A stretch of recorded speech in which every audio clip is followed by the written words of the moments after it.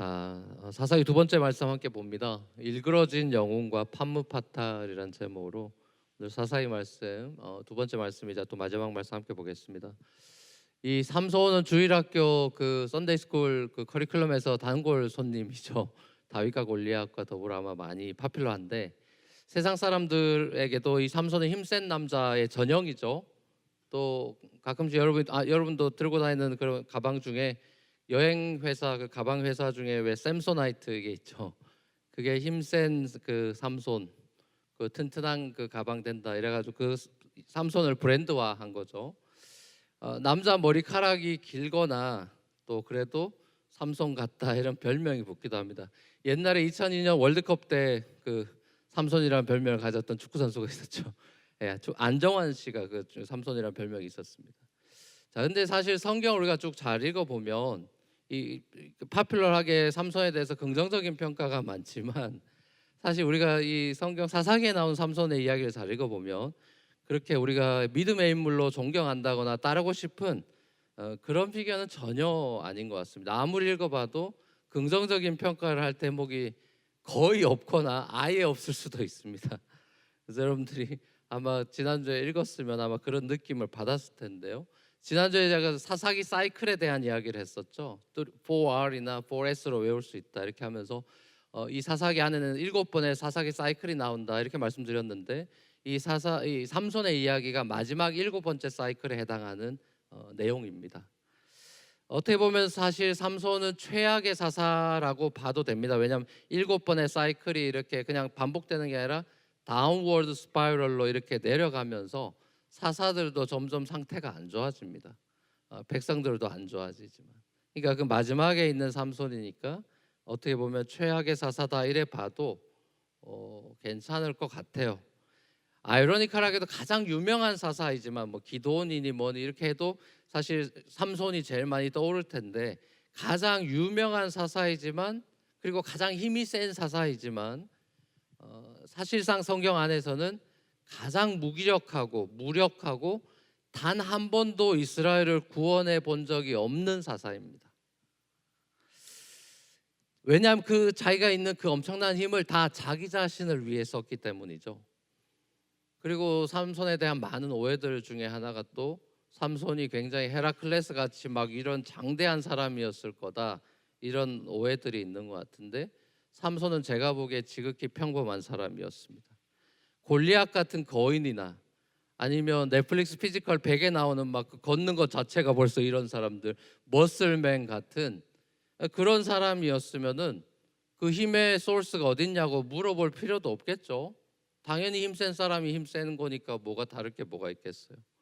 그렇지 않으니까 이 힘이 도대체 어디서 나오냐라고 들릴라 꼬셔가지고 그 알아내려고 한 거 아니겠습니까? 그러니까 삼손은 그렇게 막 장대하거나 막 피지컬이 탁월하거나 저는 그런 피겨라고 생각하지 않습니다.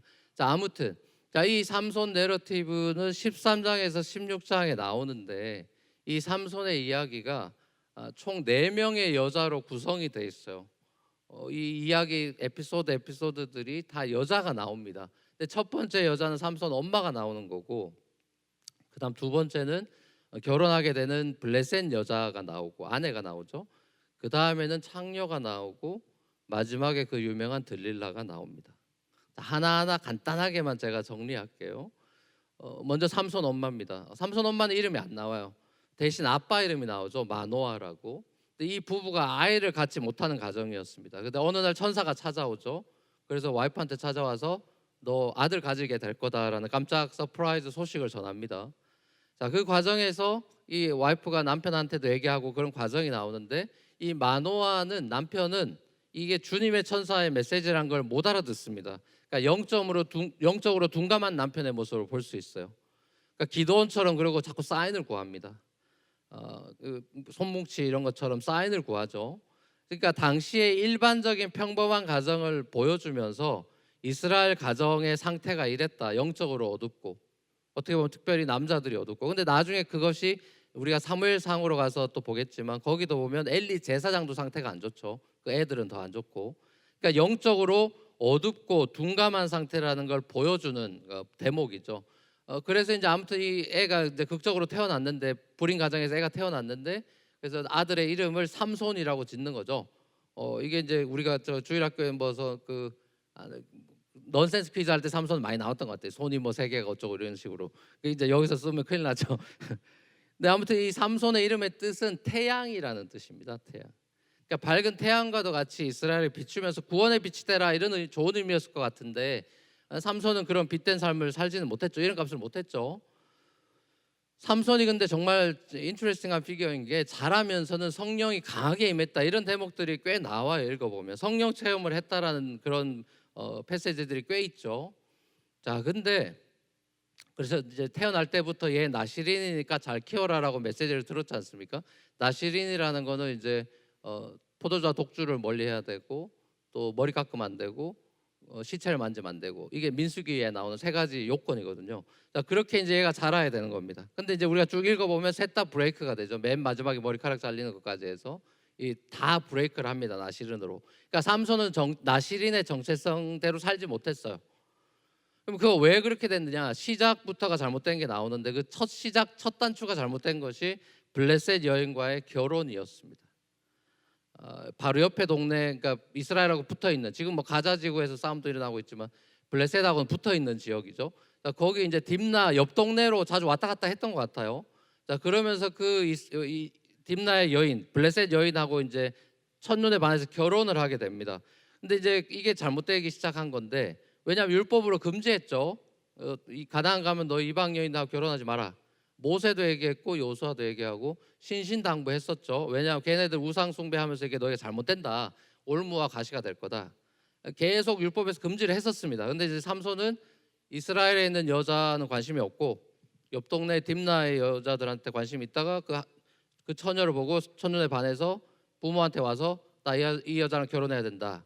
이게 이제 청천벽력 같은 소식을 전하죠. 처음에 이 부모들은 말립니다. 야, 이스라엘 여자 천지인데 왜 이렇게 하고 할례 받지 않은 이방 여인과 결혼하냐? 안 된다. 이렇게 말렸는데 삼손이 이제 고집을 피우면서 결국 이방 여인과 결혼을 하죠. 강행을 합니다. 자, 이 대목에서 사사기 저자는 삼손이 자기 눈에 보기 좋은 대로 했다 이렇게 표현이 돼 있어요. 자, 이거는 굉장히 의미 있는 표현인데 왜냐하면 사사기 전체를 관통하는 핵심 주제인 자주 반복되는 프레이즈가 있죠. 뭐죠? 그때 왕이 없었으므로 각자 자기 눈에 보기 좋은 대로 행했다. 옛날 번역 각자 자기 소견에 오른 대로 행했다. 자, 그 표현에서 이 표현이 삼손에게 그대로 어플라이 되어 있는 걸 봅니다. 삼손은 눈에 보기 좋은 대로 행했다. 근데 이제 끝에 결론을 여러분 아시죠? 삼손 눈에 보기 좋은 대로 행했는데 눈이 다 뽑혔죠. 자, 이게 이제 그런 또 포인트가 있습니다. 영적 암흑기인 사사 시대에 백성들을 구원하고 하나님의 대리 통치자 역할을 해야 되는 사사조차도 하나님의 뜻에 관심이 없고 자기 눈에 보기 좋은 대로 자기가 원하는 대로 살아버리는 세상이었다. 이걸 이제 고발하고 있는 것이죠. 자, 이 첫 번째 잘못된 결혼으로 인해서 이스라엘 블레셋 사람들과 이제 엮이게 되면서 그때부터 이제 삼손의 삶은 꼬여가기 시작하는데, 자, 그때부터 이제 복수 혈전이 펼쳐지죠. 결혼식 이제 하러 딥나로 내려가면서 아빠하고 내려가면서 이제 사자 때려 눕히는 그런 장면도 나오고 그러죠. 자, 아무튼 그렇게 해서 결혼식에 갑니다. 근데 그 당시 결혼식, 예수님 당시도 그렇지만 결혼식은 일주일 하죠. 그래서 이제 웨딩 뱅퀘트이 펼쳐져요. 근데 블레셋 동네 건장한 남자들이 30명이 와서 그 잔치에 있었습니다. 자, 그때 이제 삼손이 기분이 좋아가지고 제가 보기엔 이 필요해서 삼손이 제가 보기엔 술을 마셨을 것 같습니다. 원래는 마시면 안 되는데 아마 그랬을 확률이 높아요. 평소에 행동하는 걸 보면. 아무튼 그래서 이 기분이 좋아가지고 수수께끼 게임 내기 게임을 합니다. 남자죠. 내기를 해요, 내기를. 그래서 뭐 어쩌겠다 하면서 이렇게 내기를 하는데 못 맞출 줄 알고 이제 내기를 한 거죠. 그 수수께끼 낸 게 뭐였냐면 내려올 때 겪었던 사자 때려 눕히고 거기서 꿀을 건졌던 이제 그 얘기를 이제 그 수수께끼 질문으로 냈죠. 그러니까 이걸 맞출 수가 없는 거예요. 자, 근데 이제 블레셋 사람들이 삼손 와이프한테 이제 계속 이거 알아내라고 이제 꼬신 거죠. 그래서 아내가 이 삼손한테 이제 막 쫄라가지고 답이 뭐냐 이러면서 이제 아마 그 꼬실 때도 제가 보기에 술을 먹였을 것 같아요. 자, 그래서 아마 비몽사몽간에 대답을 했어요. 그래서 뭐 이런 일이 있었고 저거 한 거죠. 근데 그거를 아내가 그 블레셋 사람들한테 정답지를 빼돌렸죠. 자, 그래서 이제 가르쳐줬어요. 해다 맞춰버리니까, 못 맞출 줄 아는데 맞춰버리니까 삼손이 너무 화가 나가지고 이 30명을 그냥 그 자리에서 다 때려 죽여버렸죠. 자, 그리고 이제 와이프도 화가 나가지고 와이프 버리고 혼자 집에 가버렸습니다. 상남자인 것 같아요. 그냥 버리고 그냥 가버렸어. 자, 그 사이에 이 버려진 아내는 또 그럼 어떻게 되는 거냐? 그 장인어른도 열받아가지고 얘를 그 피론에 왔던 들러리, 삼손 들러리 애랑 결혼시켜 버립니다. 그 옛날에는 여자에게 결혼의 그 권한이 없었죠. 인권이 없으니까 부모가 시킨 대로 해야 되는 거잖아요. 그러니까 이 장인어른이 열받아가지고 얘를 그 딴 남자, 그 피론에 왔던 딴 남자한테 그냥 삼손 친구한테 그냥 와이프로 줘버립니다. 자, 그러니 삼손이 집에 돌아갔다가 이제 또 생각이 났던 모양이죠. 그래서 와이프 찾으러 가야 되겠다 해가지고 몇 달 있다가 이제 장인어른 집을 찾으러 가요. 근데 와봤더니 재혼한 거죠. 친구랑 이제 지금 재혼돼 있는 거야. 그래서 또 열받았어. 그래가지고 너무 화가 나가지고 이제는 애꿎은 여우를 300마리를 잡습니다. 야, 300마리를 어떻게 잡았는지 모르겠어요. 저희 동네 실제로 여우가 돌아다니거든요. 유저지엔 여우 많이 돌아다녀요. 뭐 별의별 동물 많이 돌아다니니까. 근데 이제 보면은 사람들은 여우를 무서워하죠. 여러분 여우 보면 어떨 것 같아요? 이제 실제로 꼬리가 좀 깁니다. 이 박스는 돌아다니기. 저희 집 앞에 또 돌아다니고 그래요. 그 보면 여러분은 반응이 어떨 것 같아요? 여우가 무서워할까요? 여러분이 무서워할까요? 뭐 어떨 것 같아요? 원래 여우는 사람 무서워합니다. 등치가 사람이 크기 때문에 여러분이 쫄지 않으면 동물들이 쫄아요. 원래는 사람이 무서워하면 달려드는 겁니다. 근데 아무튼 그 여우를 300마리를 잡아가지고 그 어떻게 잡았는지도 뭐 어떻게 보관했는지도 모르겠어. 하여튼 잡아서 2마리씩 짝을 지어서 그 꼬리를 묶어요. 꼬리가 기니까 꼬리를 묶고 그 사이에 횃불을 꽂아.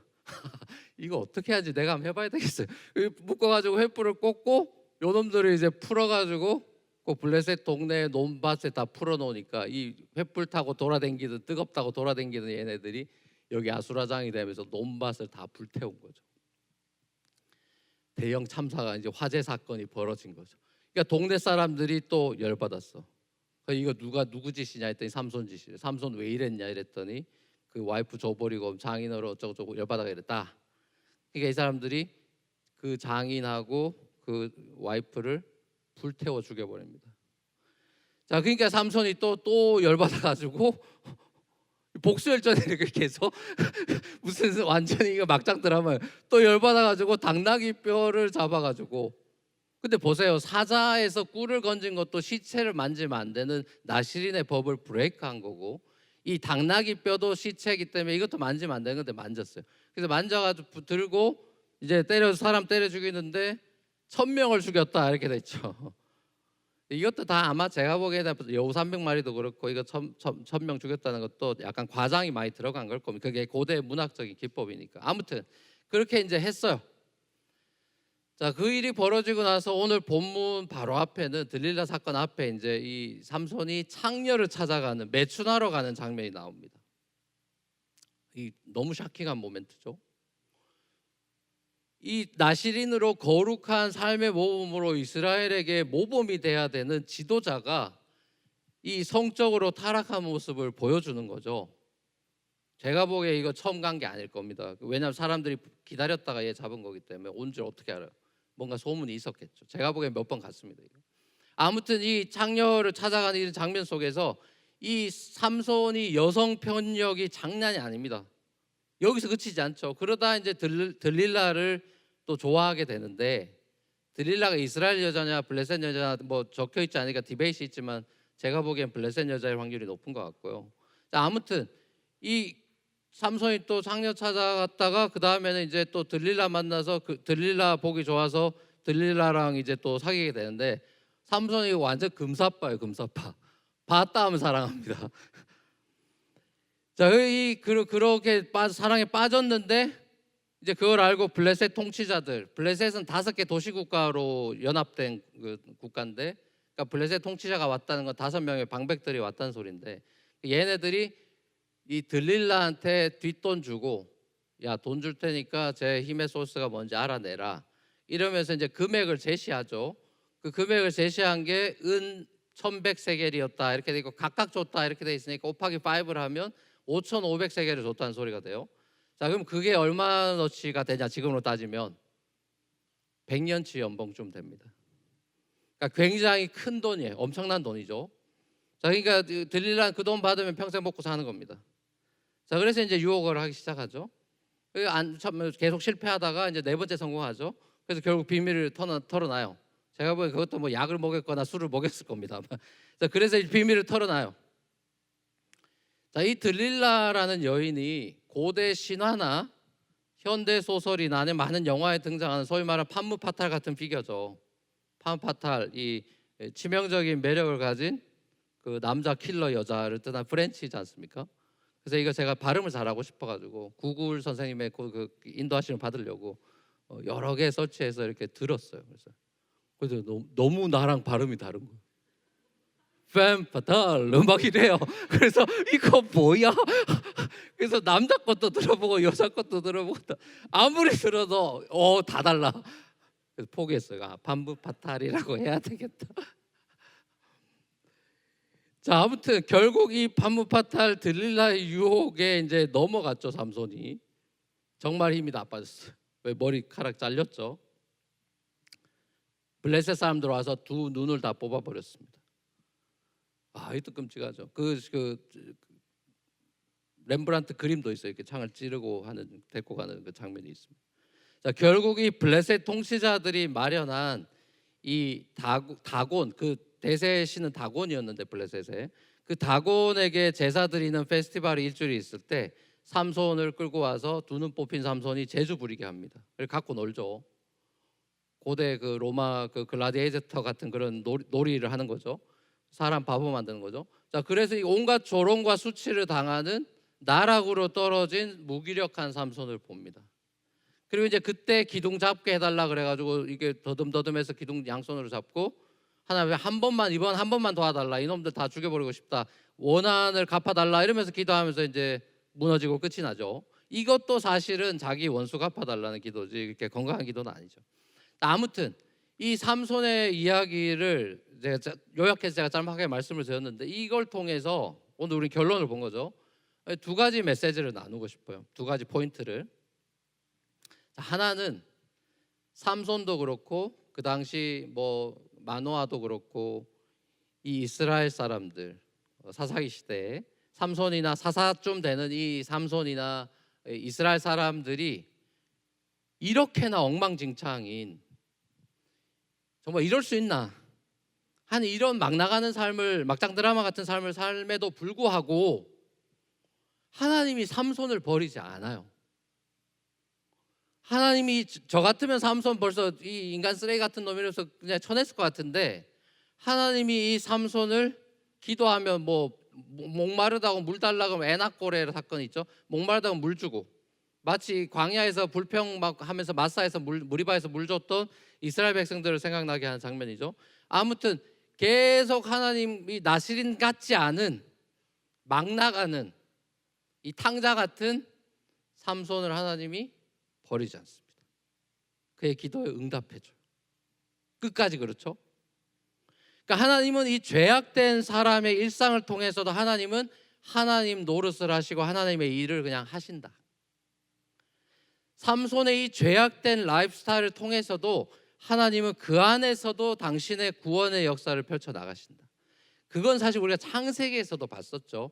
요셉 형들의 그 악랄한 짓을 통해서도 하나님은 참다가 끝에 가서 악을 이기시죠. 악을 선으로 바꾸면서 그걸 하나님이 바꾸어 가시죠. 하나님이 일을 해 나가시죠. 그걸 이제 우리가 흔히 하는 말로 하나님의 섭니다 이렇게 얘기하죠. 자, 삼손의 죄악된 라이프스타일을 넘어서는 하나님의 은혜. 자, 이것에 대해서 사도 바울이 로마서에 와서 죄가 더한 곳에 은혜가 더 넘쳤다. 죄가 이렇게나 많은데 은혜는 그거를 덮어버리는 더 넘치는 것이다. 죄를 이기고 넘어서는 하나님의 긍휼과 자비가 정말 얼마나 풍성한지를 이 어둡고 어두운 사사기 시대가 우리에게 역설적으로 보여주는 것은 하나님의 은혜는 이런 상태인데도 중단되지 않는다. 이스라엘의 이렇게나 악한 행동과 삶에도 불구하고 하나님은 당신의 언약을 깨뜨리지 않고 이스라엘을 붙잡는다. 그리고 왕정으로 가고 다윗까지 가고 다윗의 아들 예수까지 간다. 이게 하나님의 신실하심이에요. 이 신실하심이 망가져 있는 사사 삼손과는 너무나 대조적인 우리의 영원한 사사 되신 예수 그리스도의 그 십자가 사건까지 하나님의 신실하심이 가져 우리가 죽어 삼손 같은 우리가 죽어야 되는 그 자리에 당신이 죽습니다. 삼손의 기도를 통해서 다곤 우상 숭배자들을 다 심판했던 악에 대한 심판하신 하나님은 의인 예수 그리스도의 간구에 우리를 용서해 주시고 오히려 죄악을 심판하시고 죽어 마땅한 우리에게는 생명의 길을 열어주셨어요. 은혜와 자비가 인간의 악랄함과 죄악을 덮는다. 인간의 악이 하나님의 신실하심을 못 이긴다. 하나님의 은혜가 무조건 이긴다. 이게 사사기와 삼손의 이야기가 우리에게 보여주는 거예요. 하나님이 이렇게나 너그러우시다고? 이렇게나 이런 인간을 용서하신다고? 이런 인간의 기도를 들어주신다고? 그게 우리가 믿는 하나님이에요. 탕자가 돌아오기만 하면 잔치하고 다 받아주죠. 첫째 아들 못 받아줍니다. 그 꼴 못 봅니다. 평생 다 갚을 수 없는 죄 용서의 무한한 은혜를 우리가 받아서 저와 여러분들이 아무 한 것 없이 나시린이 됐어요. 거룩히 구별된 성도라고 우리에게 정체성을 줬죠. 우리가 한 게 없어요. 근데 우리에게 나시린이 됐대요. 너 구별되고 너 내 거다. 너 나시린이고 너 성도야. 우리에게 정체성을 주셨죠. 자, 우리가 성도가 됐어요. 눈 뜨고 보니까 성도가 돼 있어요. 저와 여러분들이 삼손처럼 일그러진 영웅이 아니라 우리가 얼마 전에 봤던 여호수아, 끝까지 믿음으로 그 승부를 걸었던, 끝까지 순종했던 여호수아 같은 피니시 웰 했던 그런 믿음의 영웅으로 그럼 우리가 살고 싶잖아요. 솔직히 이런 걸 묵상을 하면 진짜 내가 삼솔골 나는 이런 사람 두 눈 뽑히는 이런 비참한 삶을 살지 말아야 되겠다. 진짜 여호수아 같이 멋있게 살아야겠다. 이런 생각이 들잖아요. 구약을 특별히 읽다 보면 인물들을 보다 보면. 자, 그럼 우리가 어떻게 해야 되느냐라는 질문을 안 던질 수가 없죠. 선생님이 어떻게 해야 되나? 이게 이제 오늘 설교의 두 번째 포인트입니다. 제 스스로에게도 질문을 던졌어요. 내가 목회자로서 이 시대의 사사 노릇을 하는 어떻게 보면 목회자로서 내가 삼설권을 안 달라면 어떻게 해야 되는 거지? 저 스스로에게 질문을 했고요. 제 스스로가 질문하면서 이런 그 두 번째 포인트가 나온 거예요. 내가 내 자신에게 매일 질문을 던져야 되겠다. 어떤 질문을 던져야 되는 것이냐? 나는 하나님의 부르심에 민감한 그런 삶을 살고 있는가? 내가 하나님이 나를 성도로 부르고 목회자로 불렀다는 거에 대해서 내가 센시티브한가? 여러분이 민감한 영역들이 있을 겁니다. 뭐 어떤 얘기를 하면 확 뭔가 민감하게 반응하는 영역들이 있을 거예요. 그 뭔가 지금 센시티브해져 있다는 거죠. 거기에 대해서 많은 경우는 관심 있는 거에 굉장히 센시티브합니다. 음악에 관심이 많은 사람은 이제 우리 찬양팀이 하다가 뭐 반주 하나 삐끗하거나 목소리에 뭐 하나 음이 좀 떨어지거나 하면 바로 대반에 알 겁니다. 그분은 음악에 센시티브하기 때문에. 저는 그냥 좋아요, 다 찬양이. 저는 그냥 기쁨으로 다 뭐 반주 틀렸는지 아무도 몰라. 그냥 좋아요. 둔감하죠. 그러니까 우리가 영적으로 그런 영역들이 있는 거예요. 성도가 이거 하면 안 될 짓이다를 센시티브하게 감지하는 사람들이 있어요. 그렇죠? 근데 둔감한 사람들이 있어요. 그게 이제 나중에 우리 사무엘상 엘리 제사장 집안을 볼 겁니다. 완전히 둔감한 사람들이죠. 난 하나님의 부르심과 소명에 민감한 삶을 살고 있는가? 아니면 세상과 적당히 타협하면서 좋은 게 좋은 거지 하면서 내 눈에 보기 좋은 대로 살아가고 있는가? 결국 가나안화되었다는 것은 혼합주의죠. 하나님도 믿고 세상도 양다리 걸치는 거잖아요. 근데 이제 이 결국 가나안화는 양다리인데 양다리는 오래 못 가죠. 분명히 하나로 가게 돼 있습니다. 그 양다리 하다가 결국 바알로 갔잖아요. 그러니까 내 신앙 상태를 날마다 체크업하는 거죠. 아마 여러분의 건강이나 몸무게 이런 거에 관심 있는 사람은 자다 이제 눈 뜨고 일어나서 씻고 어쩌고 할 때 저울에 자기 몸을 얹을 겁니다. 그러면서 하루를 기쁘게 시작할 수도 있고 완전히 폭망하면서 시작할 수도 있고 이러겠죠. 내가 어제 미쳤지 라면을 왜 먹었고 뭐 이렇게 될 수가 있겠죠. 점검을 하잖아요. 피부도 점검하고 뭐 그러니까 얼굴 보면서 내가 뭐가 났나 뾰록지가 났나 그렇게 센시티브 하잖아요.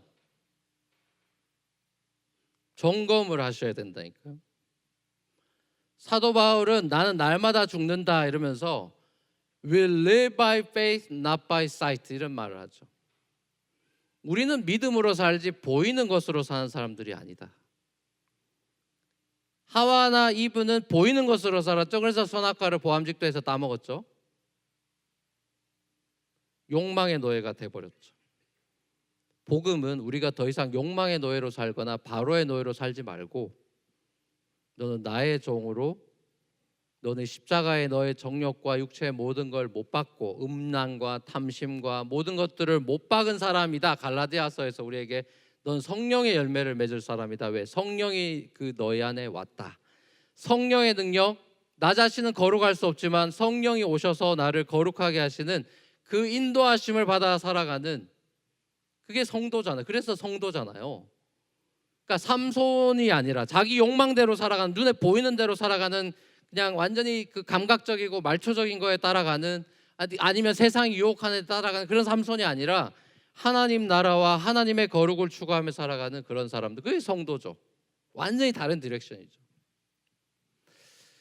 전 이 삼손 이야기를 계속 묵상하고 저한테도 적용하고 뭐 이렇게 하다가 제일 많이 생각난 거는 가슴 아프게도 우리 한국의 조국 교회가 많이 생각이 났어요. 우리 한국 교회. 우리 한국 교회가 우리에 떨어져 있지만 떨어져 있지 않죠. 다 연결이 돼 있죠. 자, 우리 한국 교회가 인류 역사에 정말 전무후무한 기독교 부흥을 맛본 교회죠. 자, 엄청난 폭발적인 부흥을 했는데 한국 교회가 그 부흥에 취했죠.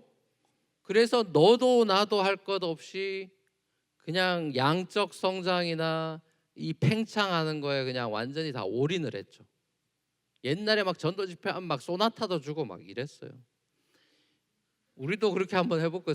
소나타로는 안 될 수도 있겠다. 이제는 벤츠 정도 줘야 되겠네. 그러면서 양적 성장과 팽창에 미쳤었어요. 예, 막 경쟁하고 교회들끼리도 막 경쟁하고 막 교인들 뺏기 경쟁하고 뭐 수평이동 난리가 났죠. 자, 그러다가 이제 너무나 안타깝게도 엄청난 속도로 추락하고 있습니다. 한국의 저출산 그래프랑 비슷하게 추락하고 있어요. 그동안 삼손처럼 한국 교회가 힘자랑했죠. 세계 10대 교회가 서울에 있다는 이런 이상한 소리를 하질 않나.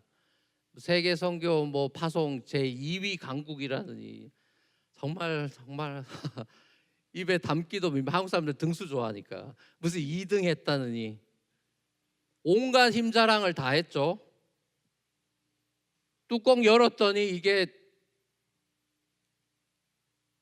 세속적인 그 거룩이 없는 거예요.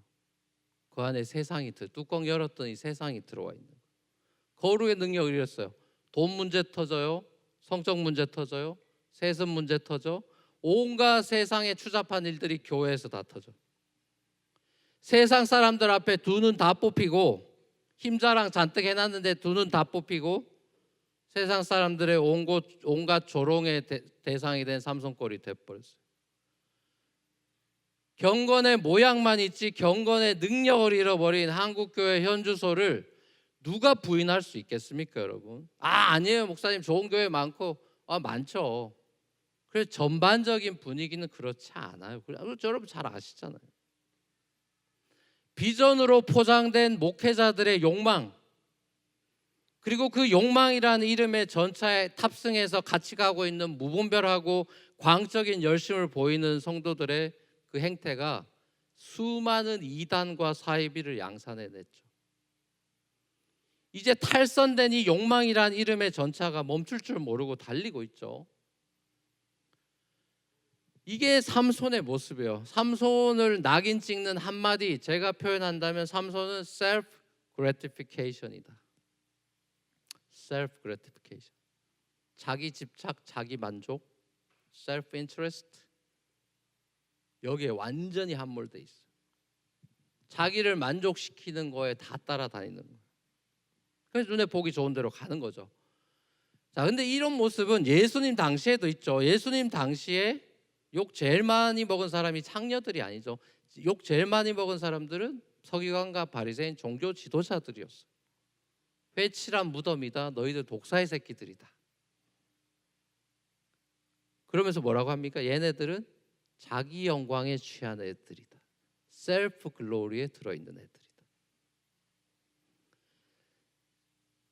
오늘날의 한국교회 일그러진 영웅의 모습은 아닌가. 아무리 봐도 그런 생각이 많이 들어요. 한때 영웅이었던, 잘 나가던 존재의 비참한 최후의 운명, 비극이죠, 비극. 자, 이게 뼈아픈 우리의 현주소라고 한다면 우린 이민교회니까 괜찮고 저 멀리 떨어져 있으니까 저놈들 나쁜 놈들이고 욕한다고 됩니까? 집 나간 탕자 욕한다고 달라지는 게 있어요? 그게 이제 잘못된 첫째 아들의 그 멘탈리티죠. 한국교회와 우리가 무관하지 않습니다. 우리가 다 같은 배를 타고 있는 신앙 공동체, 같은 운명 공동체예요. 전 세계 하나님의 자식들이 다 똑같죠. 뭐 나만 하나님의 자식이 아니잖아요.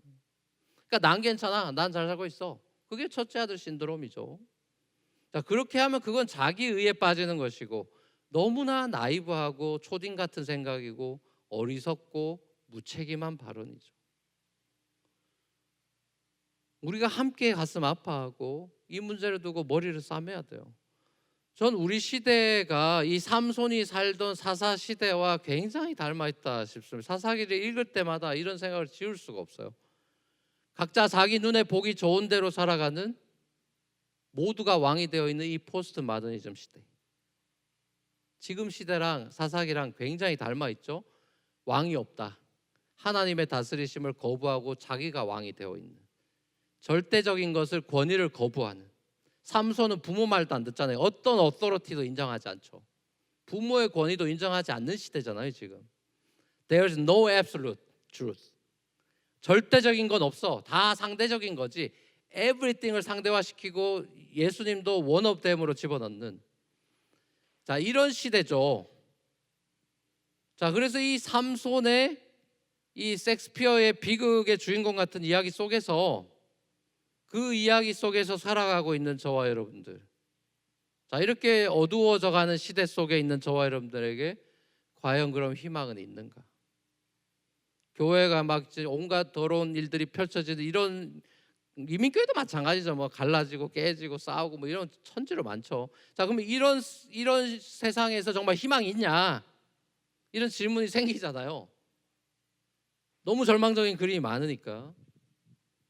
감사하게도 제가 하나님 앞에 이런 질문을 하고 이거 진짜 어떻게 되는 겁니까? 기도하며 묵상하고 설교를 준비하면서 한 줄기 희망의 빛을 감사하게도 발견을 했어요. 하나님이 제게 주신 강한 메시지였어요. 이거 봐라. 그러니까 삼손 이야기 내가 왜 쓴 것 같냐? 내가 이 사사기 이거 왜 쓴 것 같냐? 힘이 이렇게나 많은, 당나귀 뼈로 1000명 물려치는 이 힘센 삼손이 이스라엘을 구원하는 게 아니지 않느냐. 봐라. 힘센 삼손이 이스라엘을 못 구한다. 두 눈 빠져버린, 정말 아무것도 할 수 없는, 그 다 묶여있고 눈 빠져있는 이 삼손이 살아생전에 당나귀 특별로 이긴 죽인 사람들보다 다 힘 빠져서 아무것도 할 수 없는 삼손이 블레셋 사람 더 많이 죽였다. 이게 패러독스죠. 삼손이 죽인 게 아니죠. 하나님이 무너뜨렸어요. 삼손이 가장 약할 그때, 아무것도 할 수 없을 때 하나님이 가장 강력한 일을 하셨어요. 여러분 인생의 가장 밑바닥에서, 야 정말 내가 이렇게까지 인생의 바닥을 칠 수 있나? 이 최악의 상황에서 그 상황을 역전시키는 하나님의 반전을 보는 거예요. 이게 희망이죠. 이게 희망이에요. 전 이게 희망의 단초라고 확신합니다. 요셉의 이야기가 그렇고 다윗의 이야기가, 모든 이야기가 다 똑같아요. 여러분, 한국 교회와 또 우리 가정, 나 자신 만약에 망가져 있다, 괜찮아요. 삼손도 하나님의 기도를 듣습니다. 탕자도 하나님이 사랑하십니다. 나의 이 망가진 모습을 인정하시면 돼요.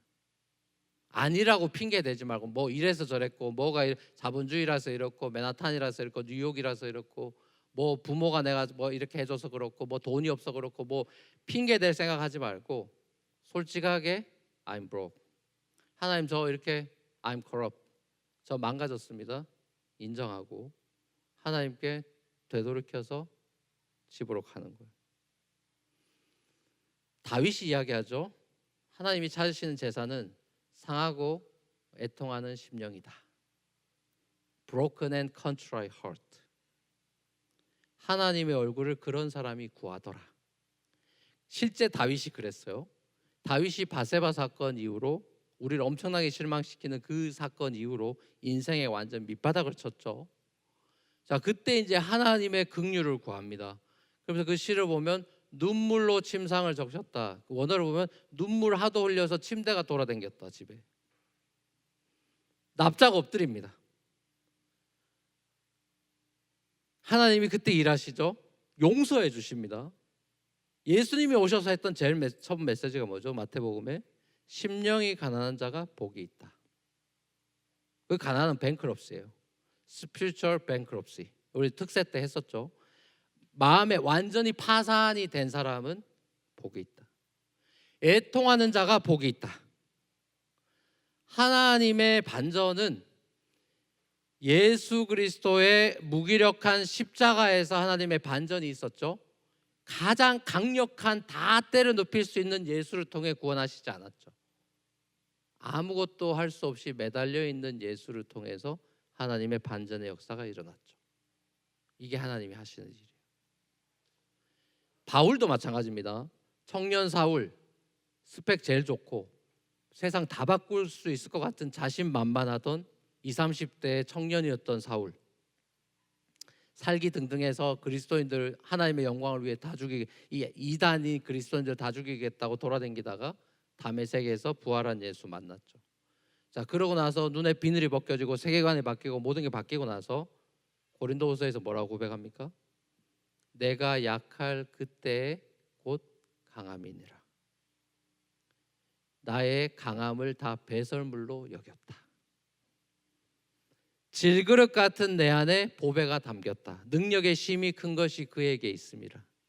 내 질그릇 안에 예수 그리스도라는 심이 큰 능력을 가졌다. 완전히 달라지죠. 저와 여러분들의 희망이 뭘까요? 한국 교회 보면서 한숨이 나고, 한국의 저출산 문제니 뭐니 이 여러 가지 세상에 보면서 한숨 날 일이 많죠. 자, 우리의 희망이 뭡니까? 우리가 세상 못 바꿉니다, 여러분. 내가 세상 바꾸려니까 한숨이 나오는 거예요. 세상을 누가 바꾸죠? 지금까지 이 세상을 운영해 오셨던 하나님의 손에 모든 제국과 나라와 개인과 가정은 있는 거예요. 그 하나님의 크고 강한 손을 바라보는 거죠. 우리 가정 망했다. 직장에서 레이오프 돼서 우리 어떻게 이제 어떻게 먹고 살아? 이런 것들이 우리의 세상이죠. 우리의 세상 살이죠. 그런 일이 다 있어요. 우리 가정만 있는 게 아니라 다 있습니다. 저도 밸런스 지로 된 적 많았어요. 그런 시간들을 하나님이 주십니다, 여러분. 전 어릴 때도 그런 적이 많았지만 유학생 시절이나 그렇게 되면서도 하나님이 그런 트레이닝을 하셨어요. 그게 하나님의 인도하심이에요. 자, 그 시간이 돼야 우리는 하나님께 납작 엎드리기 때문에, 안 그러면 지가 잘난 줄 알기 때문에 하나님이 그런 시간들을 줘서 눈물로 침상을 적시게 합니다. 그래서 하나님이 모든 것을 컨트롤하시는 분이라는 것을 고백하게 해요. 내가 그래서 하나님의 자녀가 맞구나를 깨닫게 하십니다. 이건 축복이에요. 내가 세상에 속한 사람이 아니라 하나님께 속한 사람이 맞구나를 확인시켜 줍니다.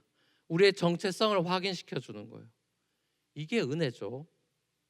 나시린으로 부름받은 우리의 정체성을 확인시켜 준다고요. 내가 너와 함께하고 네가 뻘짓거리를 해도 내가 너와 함께한다. 그리고 난 널 기다릴 거다. 난 70번씩 7번 너를 용서해 줄 거다. 이게 복음이에요. 여러분, 맨하탄에 어딜 가서 이 복음을 들을 수 있습니까? 직장을 가서 복음을 듣습니까? 어디 가서 여러분이 복음을 들어요? 가면 네 능력, show your power, 높은 데서 뛰어내려. 예수님에게 했던 사탄의 유혹이 다 있죠. 네가 위에서 뛰어내려봐, 스펙타큘러하게 보여봐, 돌로 떡 만들어봐, 네 먹고 싶은 대로 눈에 보이는 대로 살아. 세상의 메시지는 전부 다 그런 것들이에요. 복음이 없어요. 네가 잘못하면 대가를 치러야 돼라는 것이 인과응보의 법칙이 통하는 게 세상이에요. 일말의 용서가 없죠. 눈에는 눈, 이에는 이죠. 삼손처럼 너 죽였어, 나도 죽여, 이거죠. 예수님 어떻게 합니까? 네가 날 죽이면 난 죽는다였어요. 복음의 메시지와 세상의 메시지는 너무나 다르죠.